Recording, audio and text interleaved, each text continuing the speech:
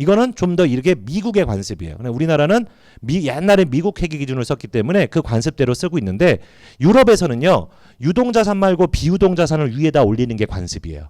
그래서 가끔 보면 유럽에서 나온 재무제표 딱 보면 맨 위에 뭐 있어요? 랜드 있어요. 랜드, 토지. 우리나라는 재무제표 맨 위에 뭐가 있냐면 현금이 있는데 이 얘기는 이렇게 해도 어떻다? 괜찮다라는 거예요. 자, 비유동, 유동 놔도 괜찮다는 거죠. 시험 때 잘 나오니까 기억하고 갈게요.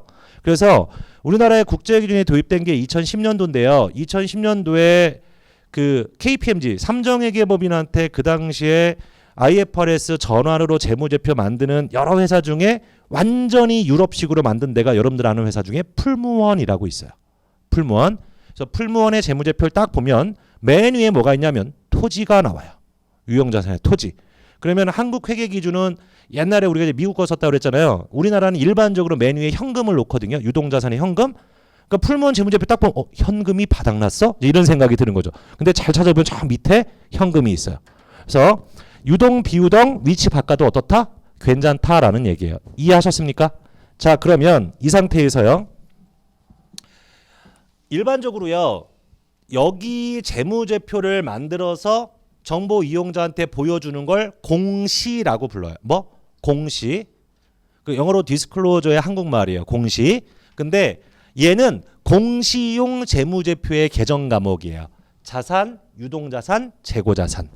보통 요까지만 표시해요. 그래서 first, second, third까지 가거든요. 근데 이 재고자산이라는 거에 정의를 우리가 이제 공부를 했죠. 회계원리에서. 얘는 영업 활동에서 판매 목적으로 보유하는 그런 자산을 우리가 이제 재고자산이라고 부르는 거고요. 유형자산의 정의 기억나요? 영업활동에서 사용 목적인데 형태가 있는 것. 무형자산은요.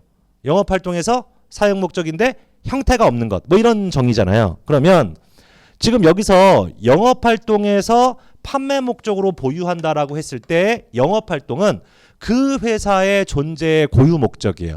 말을 하면 되게 어렵죠. 근데 상식적으로 생각해보면 또 쉬워요. 현대차는 뭐 만드는 회사예요? 자동차 만들어 파는 거잖아요. 걔들이 주요한 활동이 뭐예요? 자동차 만들어 파는 거죠. 그럼 영업활동이 뭐예요? 자동차의 제조 및 판매죠. 그러면 걔들이 만든 자동차가 뭐가 되는 거예요? 재고자산이 되는 거죠. 동의하십니까? 그러면 지금 여기서요. 크게 기업이 세 가지 기업이 있다고 그랬어요. 하나가 상기업이 있고요. 또 하나가 제조기업이 있고요. 또 하나는요. 용역, 서비스 기업이 있죠. 맞죠? 얘들 다 재고를 갖고 있는데요. 상기업이 갖고 있는 거 쓰지 마요. 맨 왼쪽 페이지에 보면 상품 나와요. 그 60페이지에 보시면 맨 왼쪽에 1번 상품 나오죠? 상기업이 갖고 있는 재고자산을 뭐라고 불러요? 상품. 자, 그럼 제품은 뭐죠? 제조기업이 갖고 있는 재고가 제품인데요. 자, 제가 이제 잠깐 말씀드릴게요. 이 제조기업을 자세히 배우는 게 원가관리회계거든요. 근데 지금 우리가 원가관리회계는 아직 안 배웠는데 어떤 문제가 있냐면 자, 이걸 우리가 아주 단순한 모형으로 생산라인이라고 쳐볼게요. 생산라인. 그러면 첫째 년도 연말에 재무제표를 만드는 거잖아요. 그러면 제조기업은 만들어 파는 애들이란 말이에요. 그럼 예를 들어 자동차를 만들어 판다고 했을 때 현대차는 타이어를 지들이 만들진 않거든요. 한국 타이어나 금호 타이어한테 타이어를 사가지고 오겠죠. 그 다음에 철강도 사가지고 오겠죠. 그러면 사가지고 온 철강을 뭐라고 부르냐면 원재료라고 불러요. 이 원재료를 생산 라인에 투입하는 거예요. 그래갖고 나온 게 뭐예요? 완성차죠. 완성차를 뭐라고 불러요? 제품이라고 부르는 거예요. 그러면 예를 들어 첫째 년도 연말에 생산 라인에 있는 재고자산을 딱 보면 아직 생산에 투입되지 아니한 원재료가 있고 완성된 제품도 있지만 연말 12시에 라인에 걸려있는 애들 있죠. 만들다 만 거. 그거는 제공품이라고 불러요. 뭐요? 제공품. 그러면 제조기업은 개정 과목이 세 가지가 있는 거네요. 하나가 원재료, 만들다만 제공품. 그 다음에 완성된 제품. 이해하셨습니까? 원재료, 제공품, 제품. 다시 원재료, 제공품, 제품. 상기업은 상품이라고 부르는 거예요.